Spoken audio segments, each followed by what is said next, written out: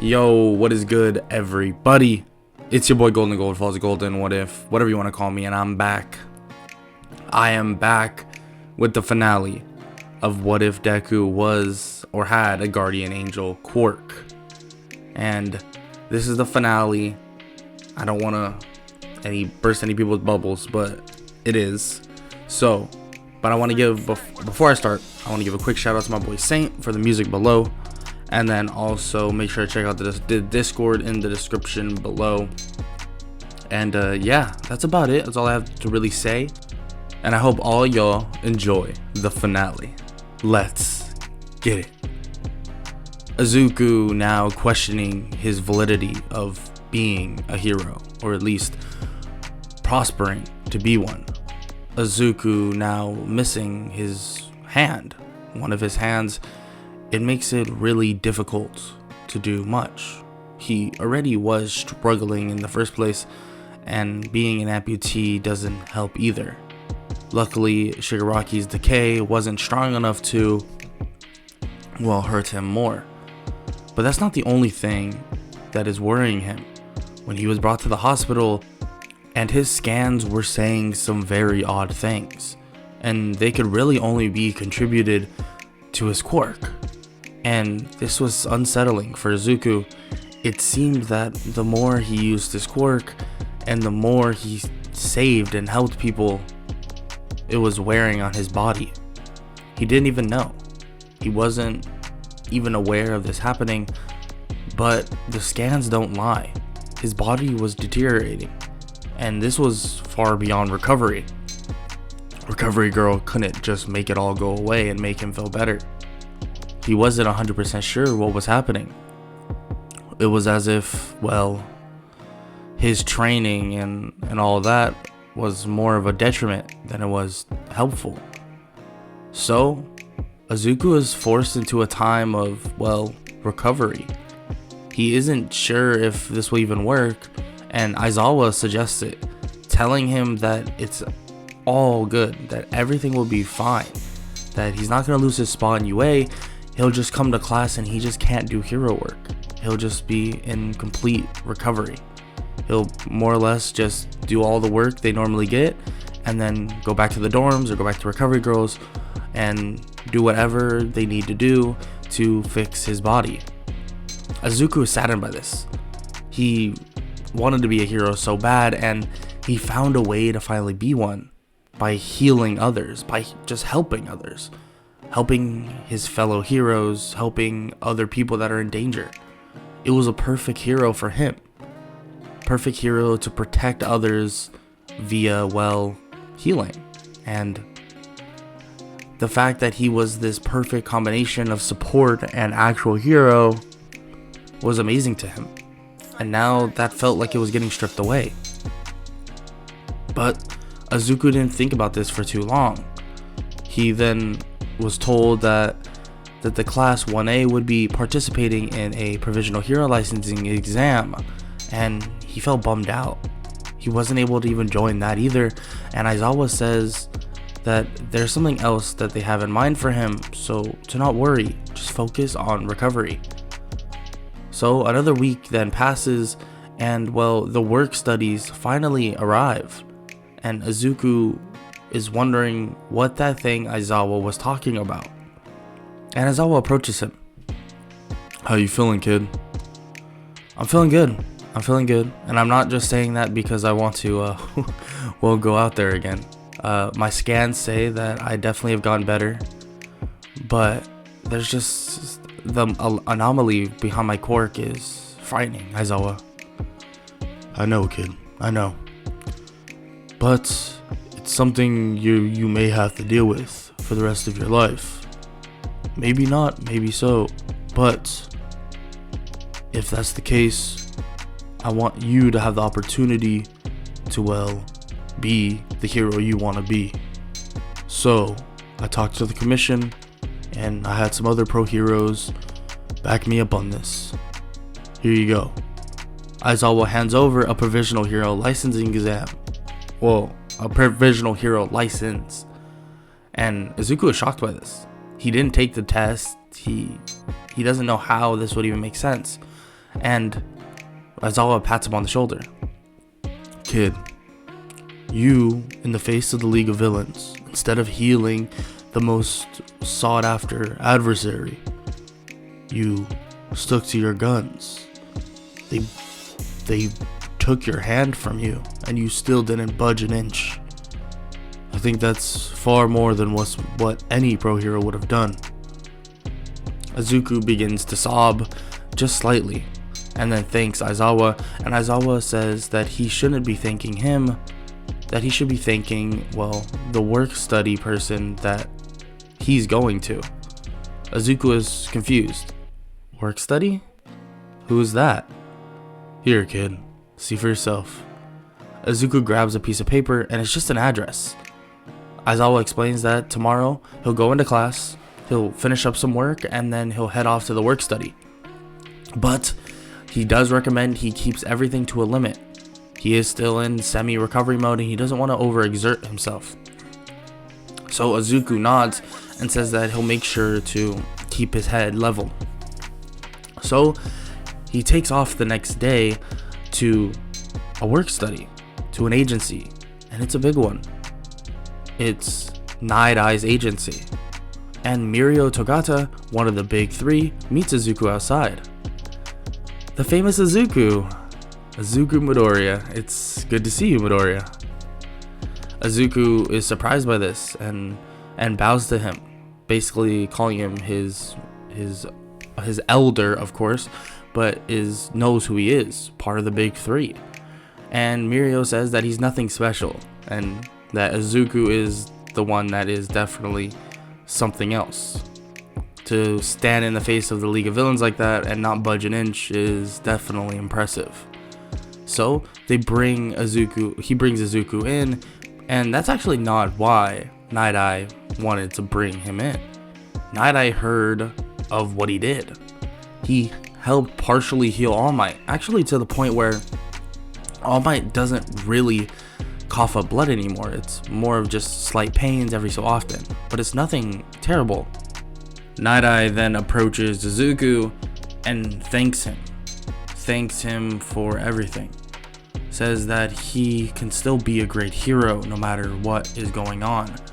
He's heard at what's happening, the repercussions with his quirk, the loss of a hand due to a villain, and everything else. But he promises that he can make it, that he can be a hero just like All Might, just like him, better than them. He has a power that they couldn't even dream of, and that he can still be an amazing hero. Izuku bows and thanks him and has to hold back tears because he's been doubting himself through the last couple weeks. How could you not?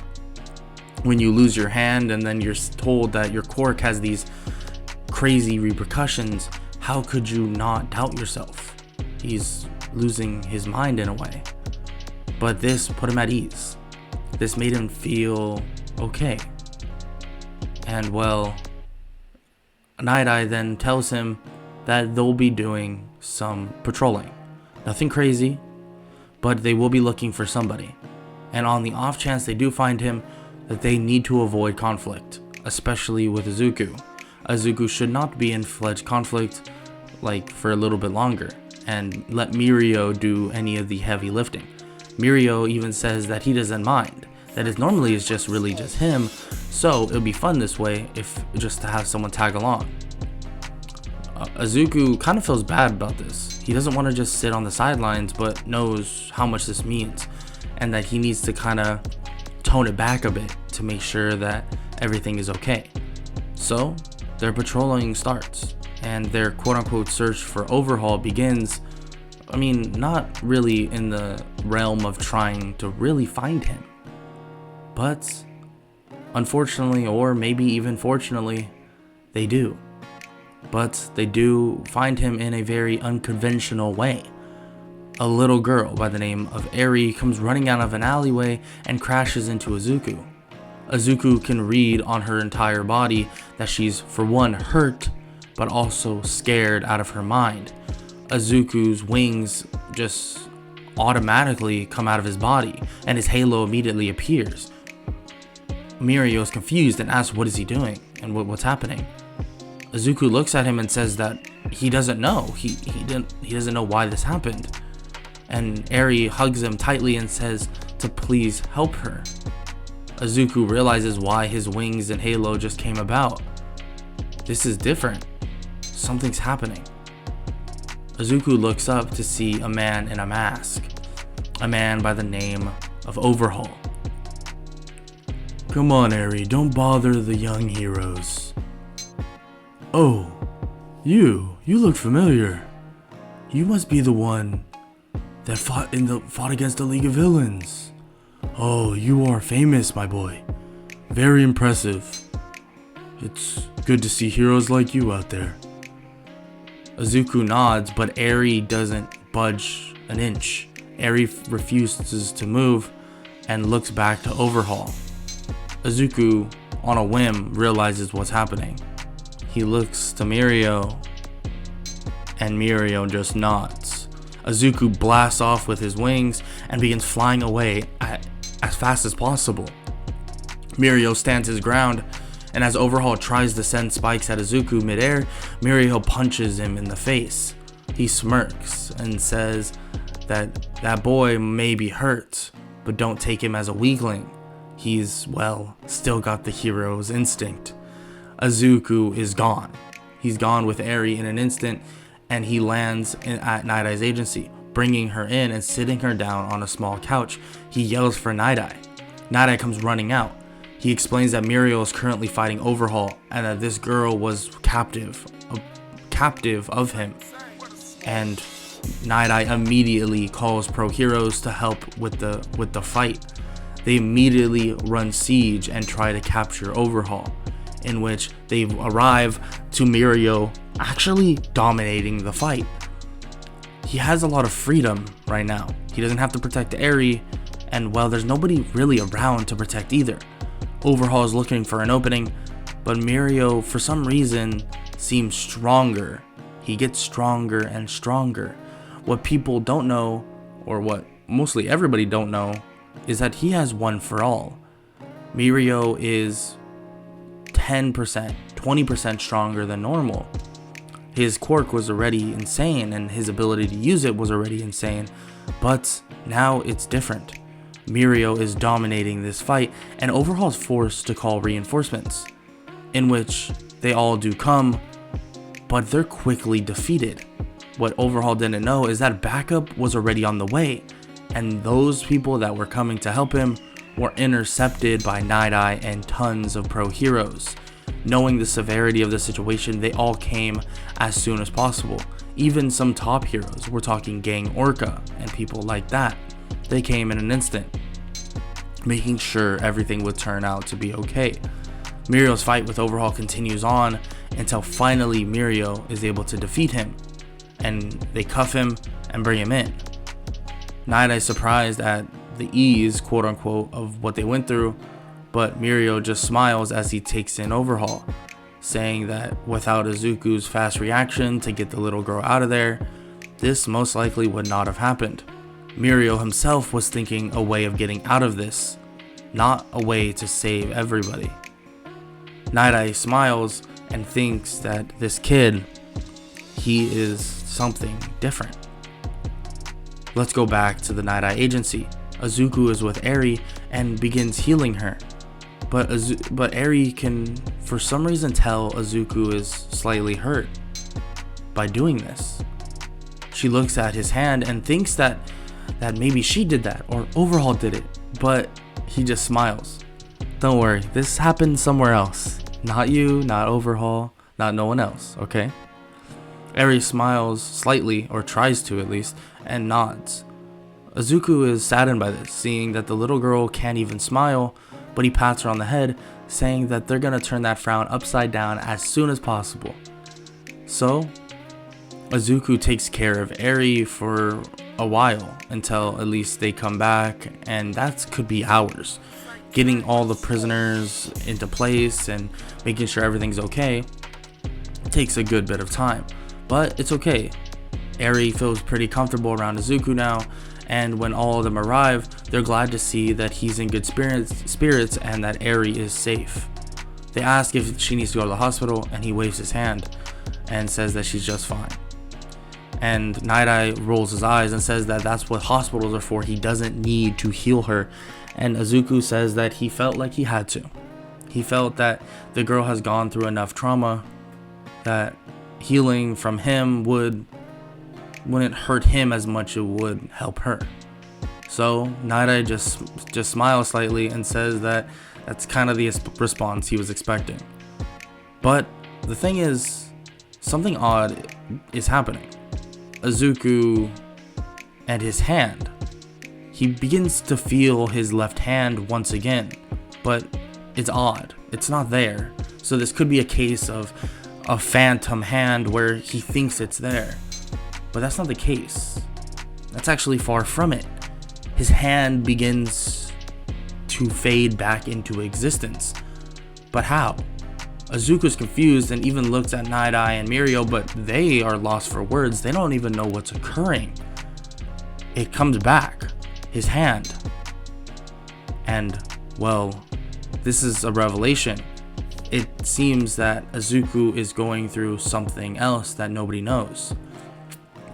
Izuku heads to the hospital to get scans once again, and it seems that his body, it did get deteriorated from using his quirk once again, but it seems to be regenerating a decent amount faster, and that should only take about a week, and he may be able to go full time again.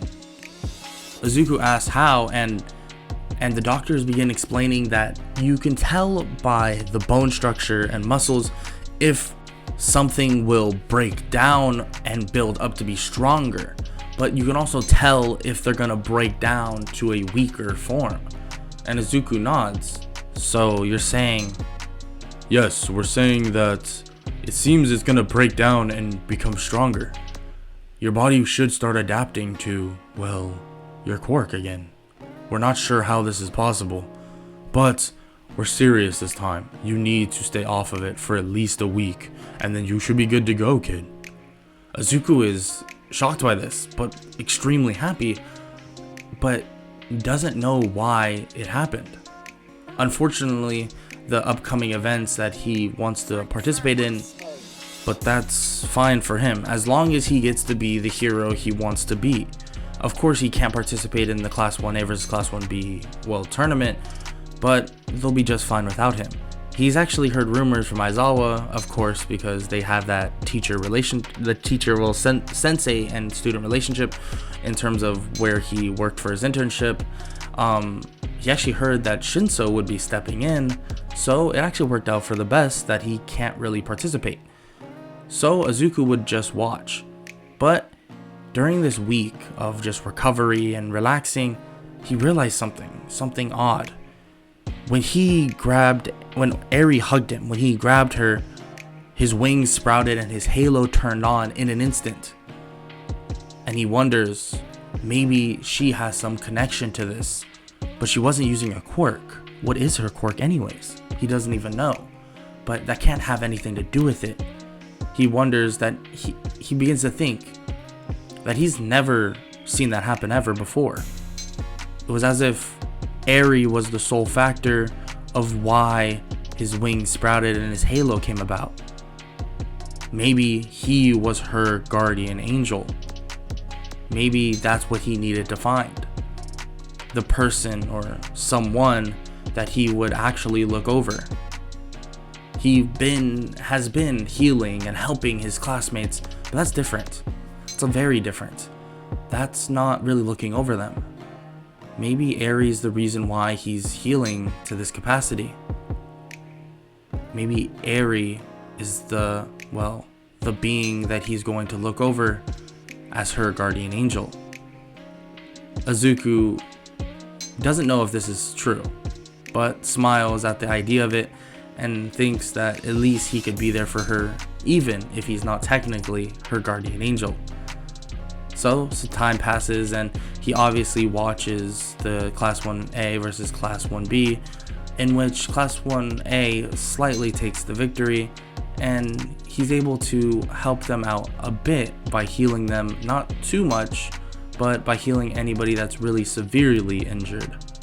And he goes over to visit Eri once again, and the big three are there waiting, and they were visiting with Eri as well.